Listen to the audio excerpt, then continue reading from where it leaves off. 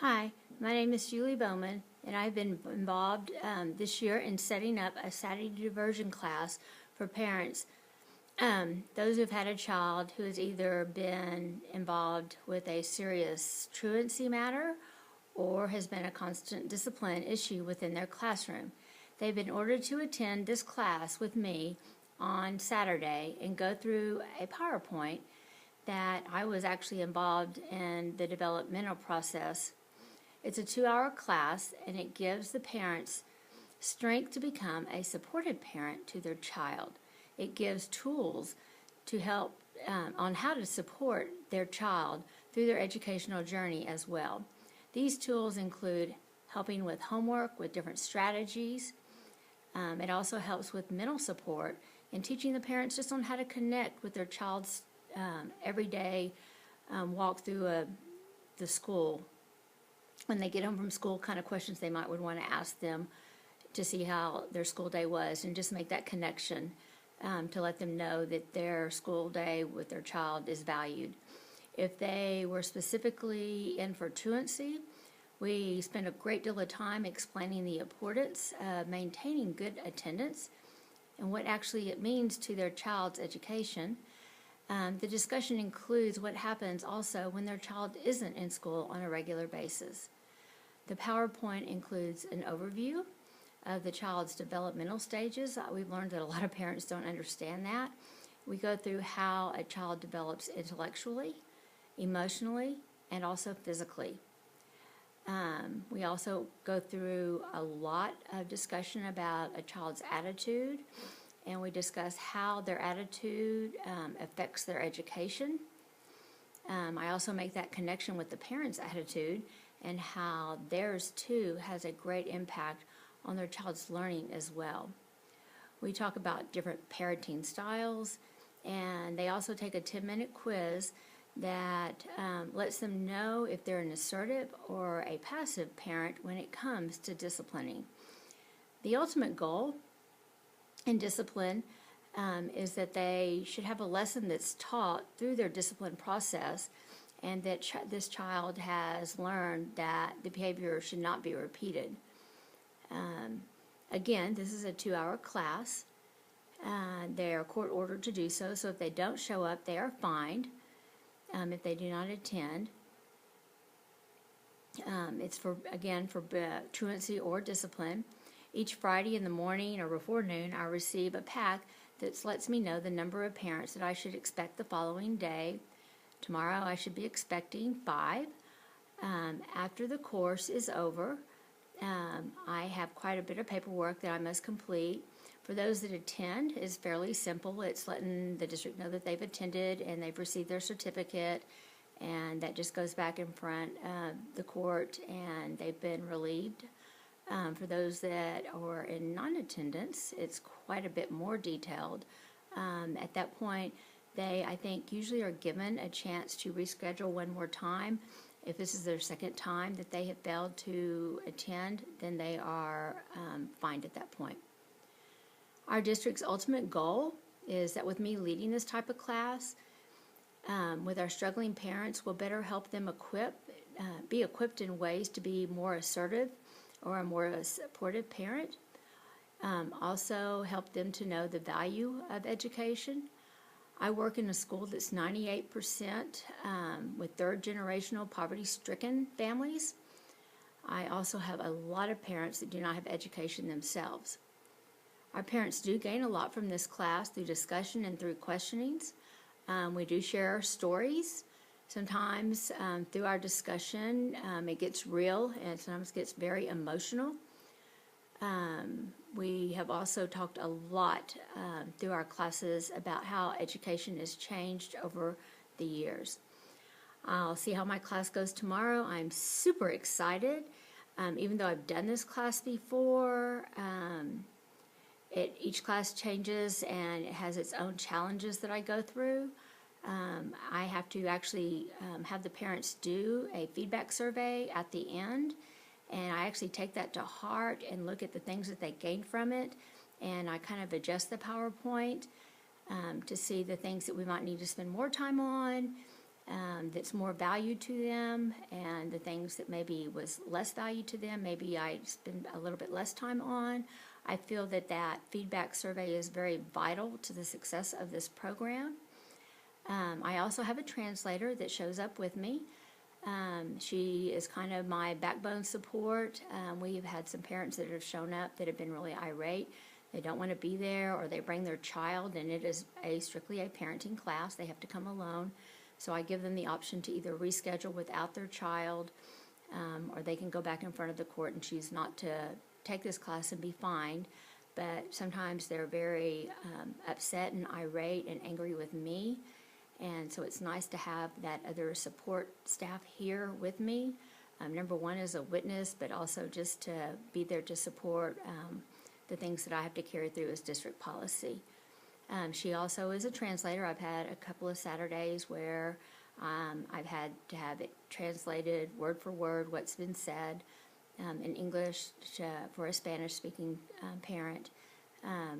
She also translates at the secondary level as well, so we kind of have to work out when they have people that go in the secondary level and we have elementary school student parents that need to come. We have to work out when, what Saturdays that we use. We have to kind of flip-flop.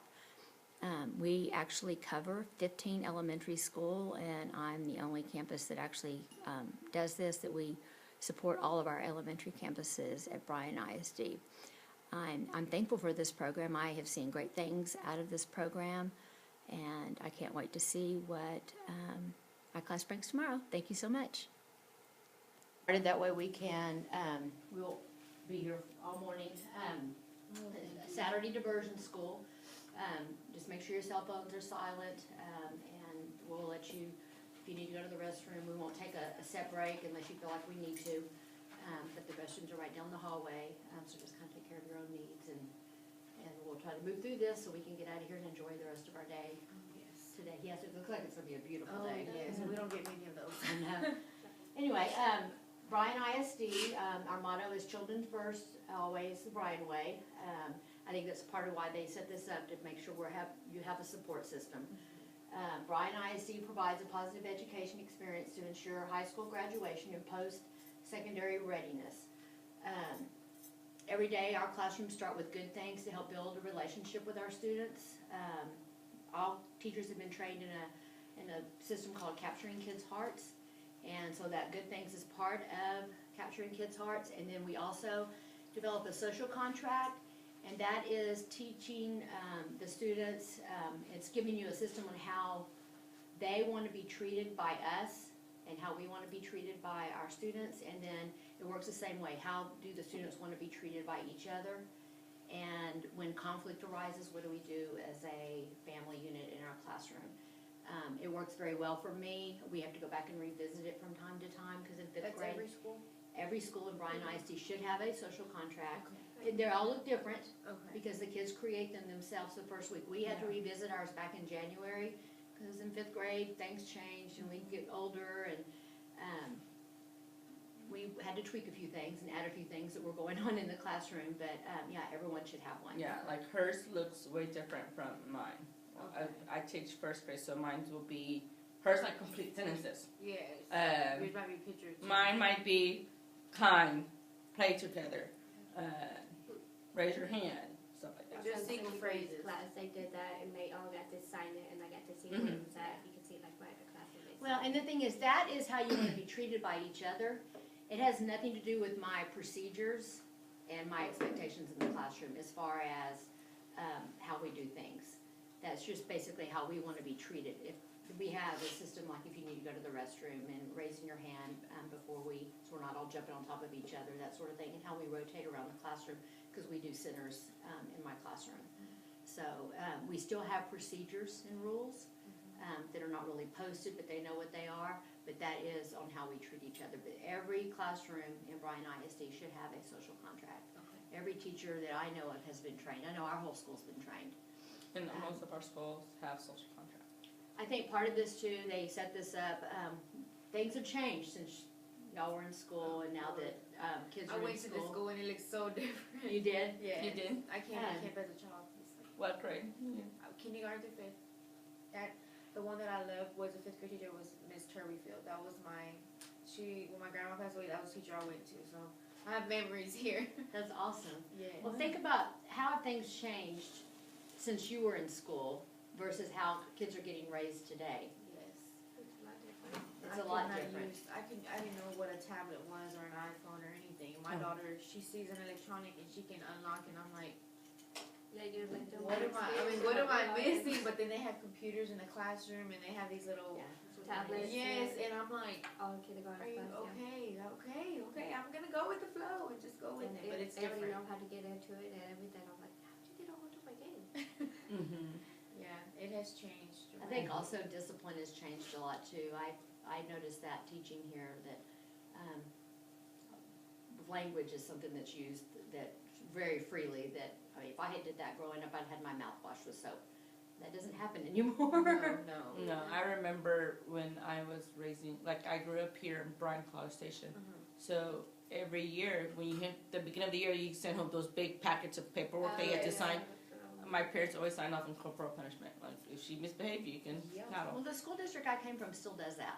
So I don't See, know. Kim, when I came here, I remember my little brother was bad. I wasn't bad. My little brother was. He got the paddle. I remember him going to the principal's office. It was the desk here, the principal's office here. He got the paddle, and he didn't back up anymore. Now they go all around the situation, and I'm like, just ain't going to like just it has to work sometimes because kids get too, I don't know, mouthy, and they think that they have more pull than the parent, and they even tell the parents to be quiet. And I'm like, oh my gosh, I couldn't handle my daughter. And that goes along with respect. Respect has changed a lot in the way children are with their with the older generation. Yes. A whole lot. Okay, well, we're here today mainly because attendance and behavior. It looks like we have a little bit of both here today. You have to realize you are the very most important person in your child's life. You're their very first teacher and foremost, so they look to you first. Even though they spend a lot of hours a day with us, you can make a difference on how well your child does in school and how well they succeed.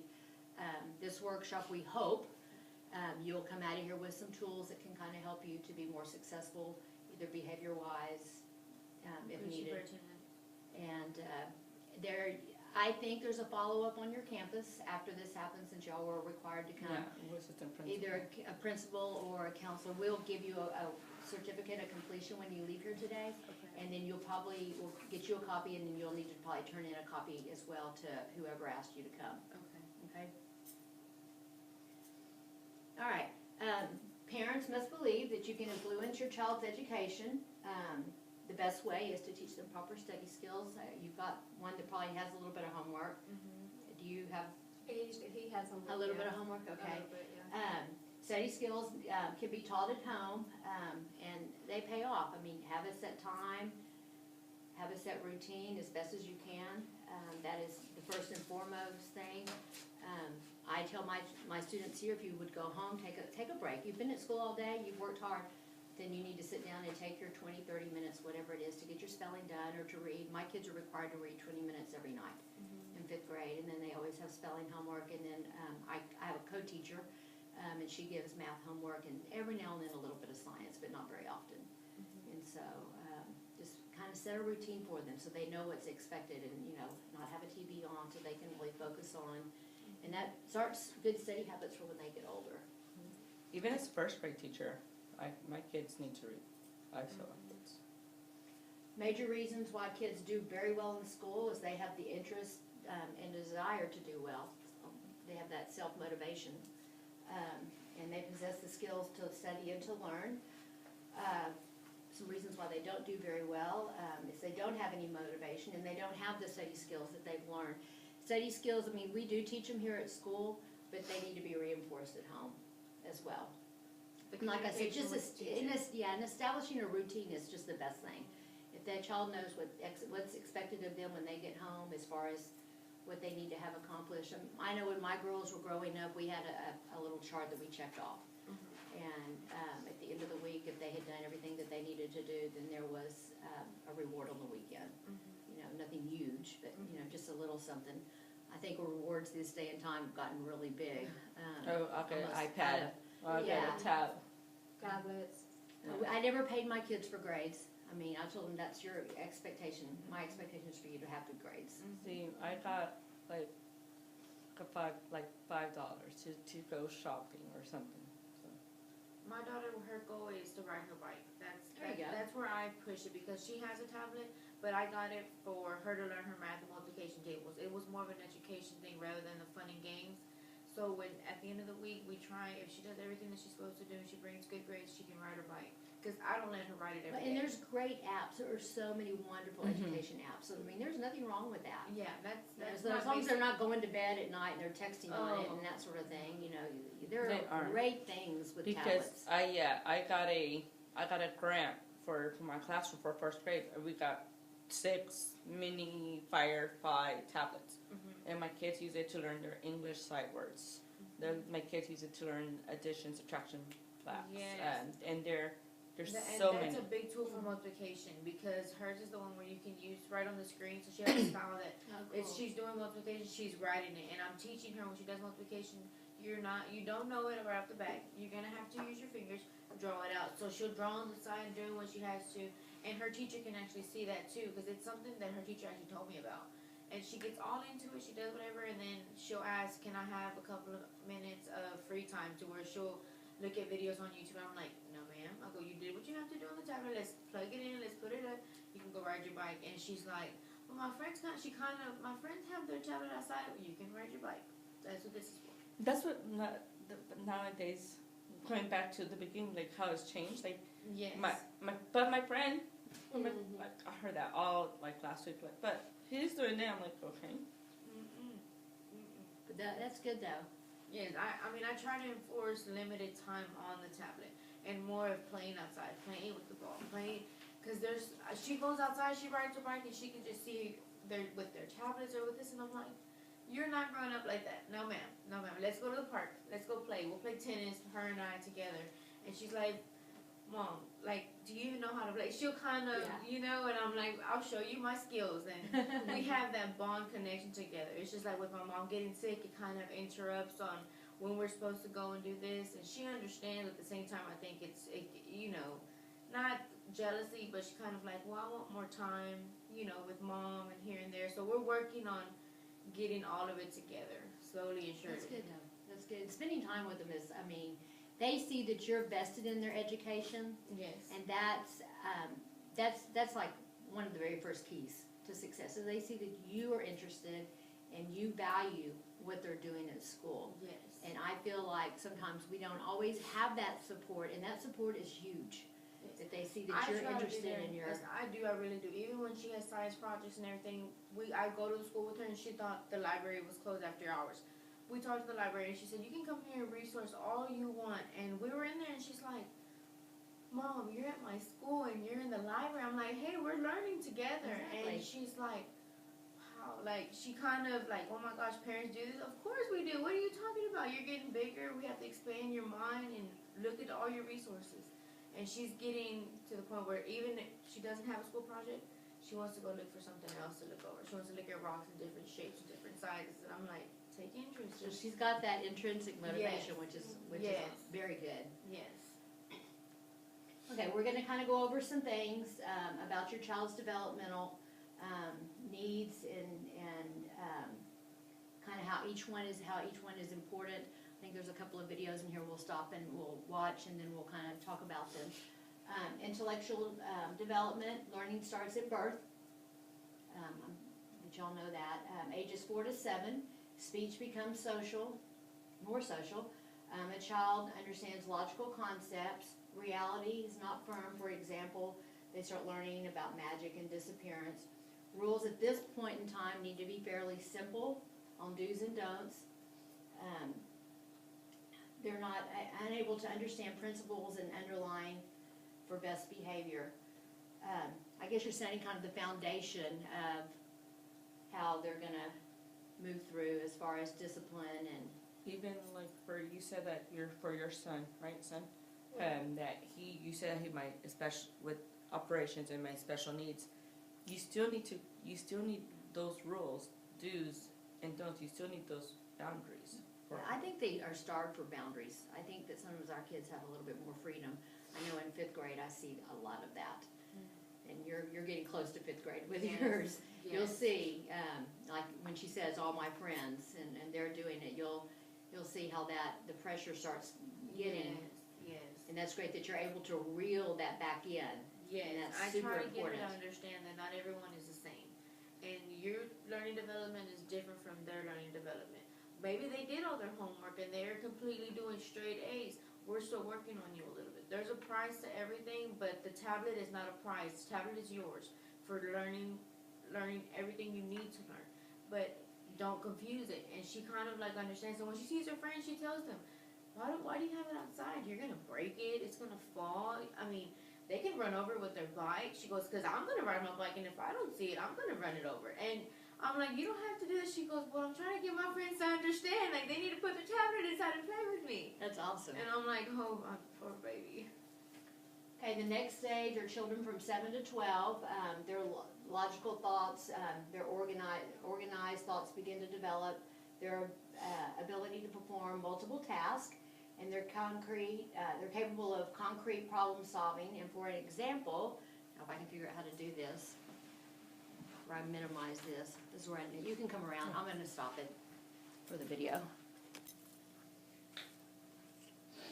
Okay, well, this is a Saturday diversion school or class, and I mean you've been asked to come here for a couple of reasons probably, and we'll go through the slideshow. Bryan ISD feels very confident that this will help get your child back on track, and we'll go from there. Bryan ISD feels very firm that they always put children first. That is their motto, and to give Bryan ISD provides a positive education experience and to ensure high school graduation and post-secondary readiness. In every classroom, mine's over here, there's a social contract. A lot of classrooms start off each day with good things. In fifth grade, we don't do each day. We kind of start off the week, and then maybe into the middle of the week or towards the end of the week, we do it again. Our social contract is based on relations and how we want to treat each other and how we want to be treated. It's not something that you do once, we revisit it. We did at the beginning of the year, and we noticed about Thanksgiving, around then we weren't really following it. So we took a period of time during social studies and revisited and talked about the things that we were doing well on the contract and the things that we weren't, and we tweaked it. We had to do it again about 2 weeks ago. Well, probably about 2 weeks after we came back in January. Yeah. And in fifth grade, just the dynamics of we get drama and attitude, and so we went back and kind of looked at the things that we were doing well and talking about checking each other's behavior and that sort of thing. But it's all about building relationships and having that type of self-managing, really, more than anything. When they're not, I always tell them, you're not calling somebody out, you're saying, I got your back. And so if you look at it that way, they're okay about doing it. Yeah, it's basically a way that the questions that we ask before we build it is how do kids want to be treated within each other? How do you want the teacher to be treated? How do you want the teacher to treat you? And then how do you think the teacher wants you to treat her? So it's all those three questions. And that's how it gets built. And so every contract, like in the lower grades, it's, they want to be nice and kind, and mine's really different. They want no bullying, no capping. They use different words. Mm-hmm. So if you look at the different grade levels, it's the words. I even had, it was like, okay, y'all tell me what capping is, because I wasn't quite versed on all of that. So, okay. Considering your childhood, your parents, grandparents' experience growing up, how have things changed, basically? Relationships and roles. Think about, we don't have another parent here to talk about it, but identify 3 things in your childhood that are different, way than way your child's being raised today? How are you raised differently than maybe how your child's being raised today? Wow, there's a lot of things actually. 'Cause a lot of things that these kids do now, I don't think I know my grandma wouldn't have went for it. It's just different. Like, I know they take a lot more chances and risks than I would have, but That's the main thing I said too. Like all the things that these kids like, I'd be are doing. scared. But they don't even get spankings like that. Cause see, like my kids, I don't even really spank them because I think that I mean, I can hurt them more if I take their game or their iPad or something away from them before I mean, that'll kill them right there. The electronics is ruling our children these days, like, these phones. This, right here. All I gotta It's do is killer. take that away, and that pretty much does it. But see, back then, like, we didn't have that, so we pretty much got spanked. But I wouldn't, and then like with Jared, my son, I don't. He hardly ever gets spankings because he 9, so he's old enough to know. I got spankings. He don't. I couldn't go nowhere. He can go places. Well, he used to. I don't try. It's just I can't even explain it. It's just different. Like I think their attitudes are different. The attitudes are I think different. attitude, I see a different in attitude. Even with my students in my class, I see things that if I had talked even to my mother, for real. the way they talk to me in class, I think my mother would have got me bald-headed. I probably wouldn't even be here. That's why I say Like I'd be scared. Like these kids don't have that fear. yeah, that's the problem. They don't have the fear, and that's what. Or it's a different type of fear. It's not fear of your parents. It's more fear of your peers and what your peers think. Yeah. I think that's what that's There's it more is. peer pressure. And it's so hard to like. It's even hard to like raise them right now because it's like everything is about material stuff and like this and that. It ain't about what actually matters.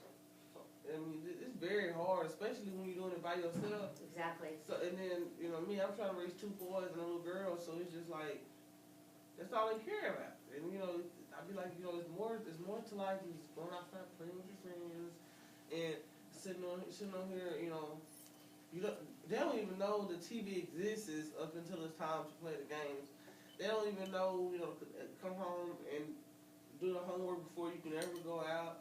They don't know how to come in and change your school clothes out for your regular clothes. We were studying space exploration. It was one of our texts the other day. And Thursday night on the news, the Challenger with the teacher that went up in space, it was their 30-year anniversary. And I asked the kids, did y'all see the news last night? And they were like, what? The news? I was like, y'all don't watch the news when you get home? Nobody in my entire class. There were probably 24, or maybe not quite 24, in the bilingual that did though. I was pretty impressed about that. They saw the Challenger footage of that the night before. I think that how times have changed. What I see, I teach first grade. Is that I think a lot of the parents are so afraid to give their kids what they didn't have that they forget to give kids what they did have. So they're like, oh, I didn't have this. The values. My mom raised me so strict and stuff like that. So I'm not gonna. When I have my kids, I'm not gonna be as strict with them. So that's what I personally see. Like, because back in the day, like you wouldn't talk to the teacher. Like you had the utmost respect for a teacher.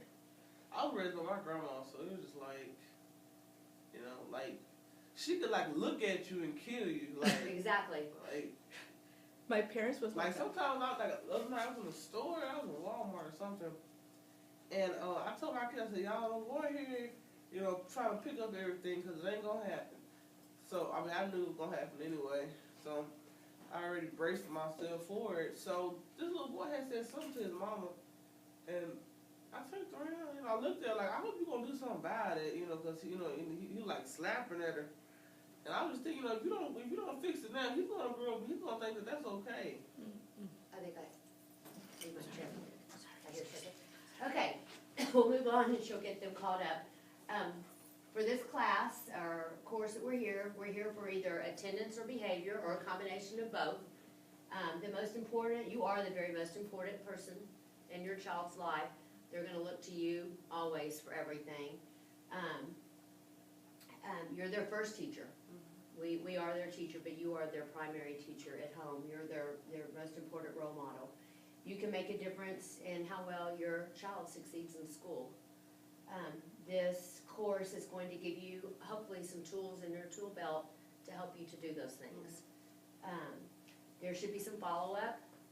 I don't know what kind of relationship you have with the teacher, but I'm here. The course that we had before, the young man went to Bowen. I'm still in contact with her. She is a single mom. I've been there, done that. And so I am still, she has my cell number. She's still struggling a little bit with some behavior over there. She still contacts me, and I meet with the young man every now and then. We kind of set up like, we'll go get spoons one day if you have like 5 good days and that sort of thing. And so I'm willing to do that too. I haven't met your son, but I will, and make that kind of contact. I don't know, if that's something that would, that will help or not, but there, after this, there'll either be a follow-up maybe with the counselor. But we are here. I think it's what might be with Ms. Pettis. Okay, with Ms. Pettis, but we are here, and we're also help to support also in any way you need, so you just let me know. My room's here and her room's downstairs. So we haven't had somebody on our campus, so that's kind of unique. So you just let us know if we can, and be of some help too. And, but she will follow up with you. You need to also have your own belief that you can influence your child's education. I mean, it's obvious because you're here today. And we have 5 on the list, and you're the one that showed up. The best way to help is by teaching him proper skills. Study skills need to be taught at home, and your efforts will pay off in time, and don't give up and don't get frustrated. Like you were saying, like these kids nowadays, they don't know, like, okay, go home, take your clothes out, and so setting a routine, like study skills, like we were saying, set up a routine. Okay, you can watch Routine's very important. study. You can watch TV when you first get home, or it doesn't have 30 minutes. Then Play a game. Play a game or something. And then you have math homework, study. You have reading homework, study. Spelling words, homework. And they may come home and say they don't have homework, but there's not one teacher in this school that doesn't give any homework for a week. My homework is simple. It's because I'm a reading teacher. They need to read 20 to 30 minutes a night. How I track that is by that board right there, and how much they read. They're taking tests, and they're passing AR tests, and they're moving along by their percentage of their AR goal. So I can track it by the computer program. And that's me too. Like I might not send home Papers. physical papers, but in first grade, like she teaches fifth, so they already come to her reading for the most part. My kids are first graders, so they're still practicing their reading. They're still practicing their fluency. So my homework is like her reading every single day to increase their reading skills, and then plus that they have a little fluency, read naturally, which is a fluency, which helps them develop their fluency. So if one of my parents comes to me, Miss Crosco, you didn't get on homework, I'm like, ask them. They're supposed to read at least 20 minutes every day. Simple. They may say no homework, but there will be some. Even if they say no homework to you, well, I learned in the class from teachers at your school that you're supposed to be reading 20 to 30 minutes per day. So get out the book and read. Major reasons why kids do well in school is they have the interest, the desire, and the drive to do well, and they possess skills to study and learn. Major reasons why they don't do well is they don't have the motivation, and they don't have the study skills necessary. And study skills are hard. Some kids don't know how to study. And so that's something that that needs to be shown or modeled for them on how to sit down and study. They may not know how to study their spelling words. If internet is an option, there are free things out there that they can study their actual list on. And I don't, who's this teacher? Miss Johnson. Okay. I don't know if she does Spelling City, but that's a free Site. that you can get on and put his words on, and he can practice and play games with his words. Quizletter is a vocabulary site as well that's free. So I don't know if that's an avenue, and I don't know if she does those in class, and I don't know what her homework is.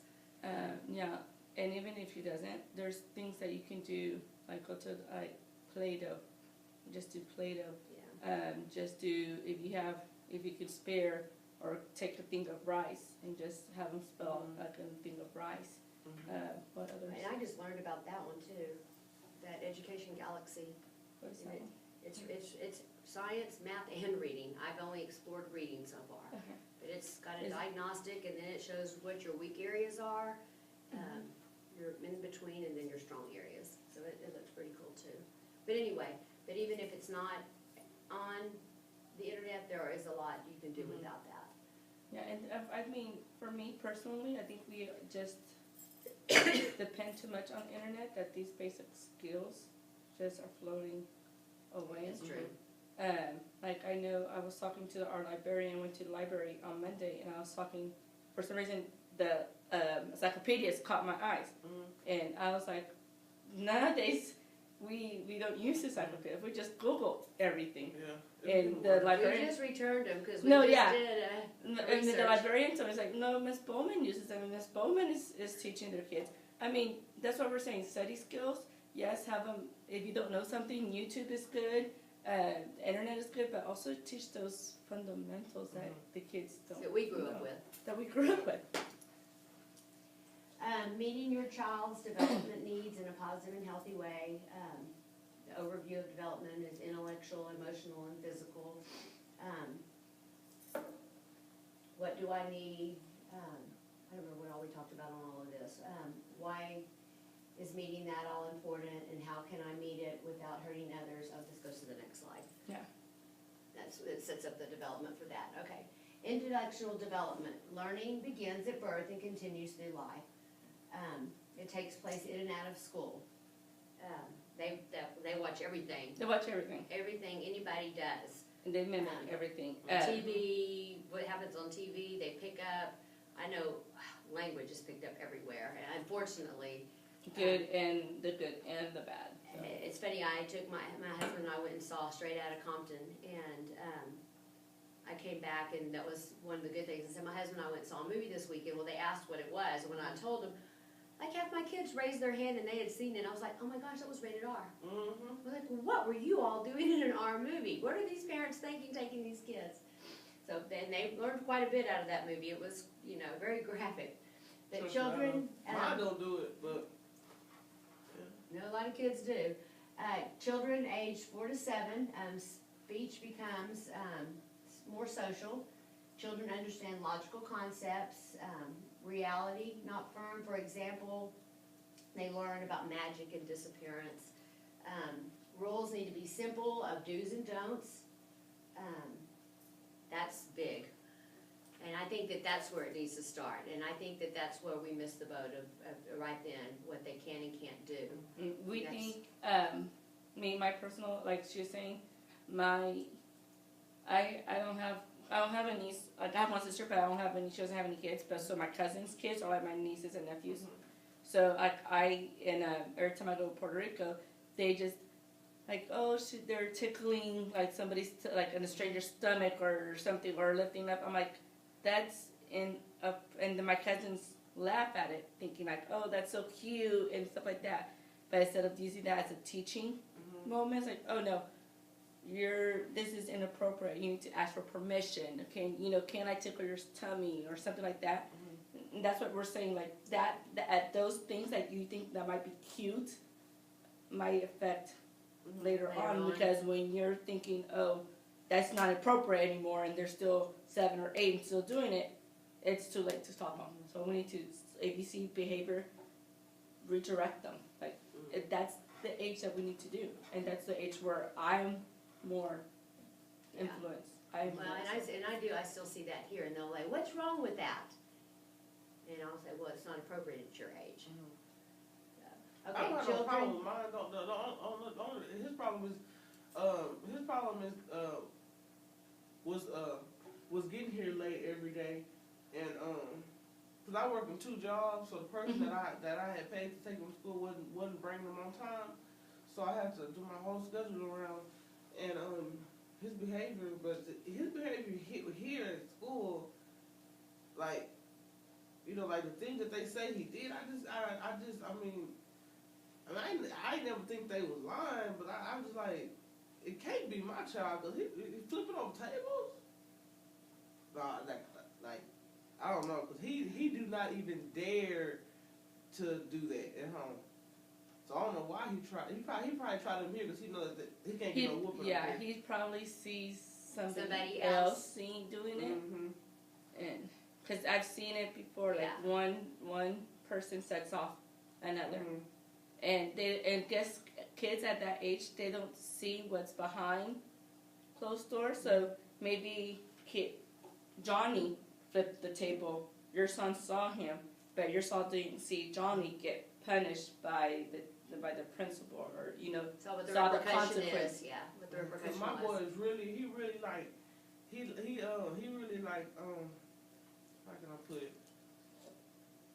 He a follower. He's very easily convinced, and he's so like,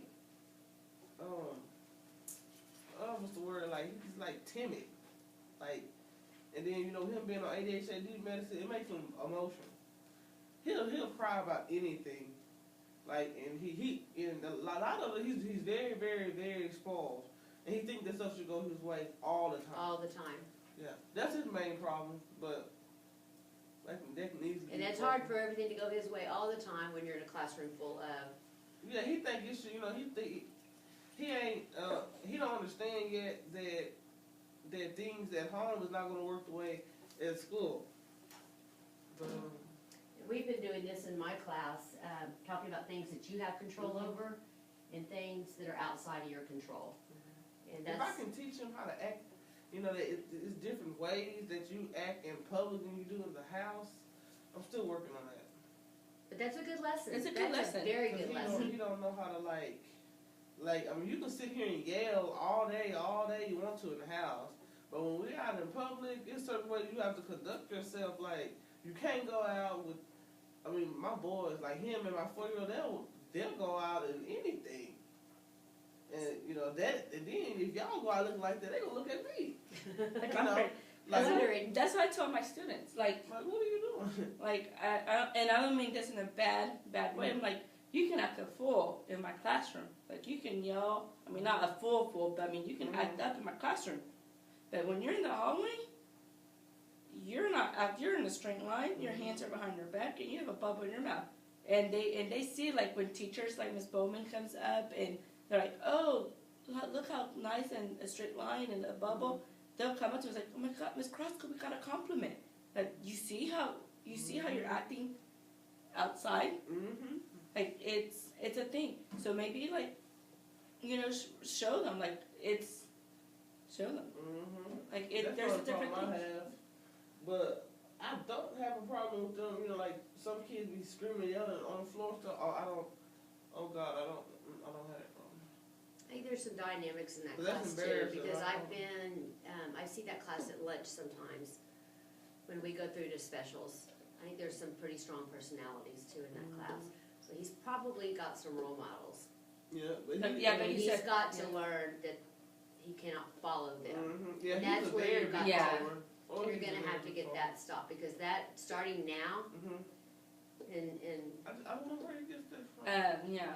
When I taught 4th grade, and I'm all about having the students' needs and all about caring for the students. But I'm, as a teacher and as if you see a student that's always following and you try to stop them, like you try to redirect them. But I've noticed, like, from now, that the kids like I've seen that are followers and everything are the ones in junior high and high school that are in trouble all the time. because that behavior of being the follower, not the leader. If you're gonna get in trouble by yourself. Mm-hmm. For something that you did, not for following. And I see those kids that in 4th grade that were followers are the ones that are suspended. So the ones or- setting the examples. Yeah, are not. They're in trouble. I'm Because they're working on it, followers. 'cause, I mean, he will do anything somebody tell him to do. I just be like, I don't know where you get that from. Cause I used to get in trouble real bad in school too, but it wasn't never because like I was following somebody or did what somebody else did. I always did something on my You own. were doing your own thing. Yeah, like I ain't never like somebody be like like the other day, my grandma was watching them and I came home from work. And he knows that my grandma only gonna come out once in a while to check on him because she can't really move around that much because she had a hip replacement. So he, it's an abandoned house over there that the kids sometimes the other kids down the street, they'll literally climb on top of the house. I don't know how they get on there, but they do. So I happened to glance over there and he's one of them.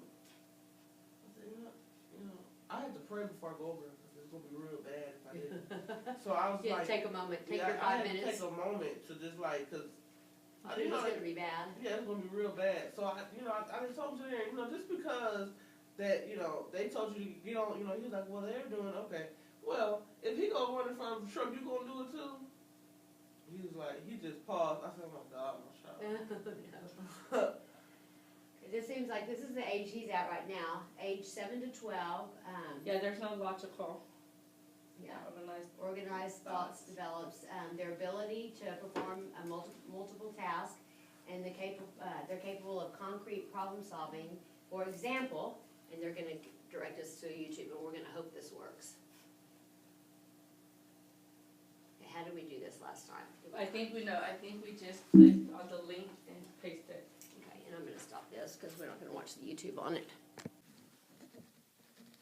Hi, my name is Julie Bowman, and I have completed my Saturday diversion class. I felt like overall it was a success and it went very well on my end of the spectrum. Not all the parents that were assigned to the class came, which created a lot of paperwork. The course objectives for the parents include adolescence development, strategies for supporting their children and meeting developmental needs, strategies for building caring relationships, communication skills, and effective discipline techniques, and also accessing our community resources. I felt that certain objectives were adequately covered, and overall the program went really well. I feel that the parents gain more when they attend with several others because in certain areas they do collaborate, and when others are not there, they just don't grow as much in that area. I believe having parents in attendance with other parents also they gain through sharing out with their own experiences, and it does really foster a lot more interaction and conversation. It kind of breaks the ice as well because in the very beginning they don't want to be there, and they're pretty much so. I ask them to put their phones away, but they don't always. And then I have to be quite firm because if they don't really interact in the program, I don't have to give them credit for actually attending on that Saturday. But our agenda was pretty straightforward when we created the PowerPoint to cover the necessary objectives for this class. There is a lot of discussion that allows me to tailor the class to fit the needs of those that are in attendance. Identity is protected in those that are in attendance. That's how I get their consent to be able to videotape. But they are very free to discuss, and that component went really well. If I could change one thing, it would be to really know exactly why each person was in attendance instead of learning through our discussions. I feel that knowing that ahead in time would help me to better meet their individual needs. I do know that it's court privacy, but it does surface in our discussion, and I feel I would be able to do a better job in preparing in advance. I have learned through this experience that not all our schools are consistent with our Capturing Kids' Hearts. We have all been trained, but not all are following through. I have a lot of parents that do not know what a class contract is or a social contract is. I have had a student from another school that has been behaved out permanently, and I've learned there are other issues that have come out that have almost been racial oriented. If they were following Capturing Kids' Hearts and doing it with fidelity, I don't really feel that maybe many would be assigned to this class if teachers were following through with the expectations of Capturing Kids' Hearts in their classrooms. As an administrator, I can see this class benefiting from parents also who are not assigned to this class. I feel it would make an impact and educate our parents and our community in a positive way. It would give our parents tools to be supportive and be an effective parent with their child through their child's educational journey. It was a great experience. I enjoyed meeting with our parents. I'm going to probably have to do a second recording because not probably as many attended that should have. So I'm going to probably continue this recording in a second Saturday diversion school. But I did enjoy my time this week with my parents, and I thank you so much.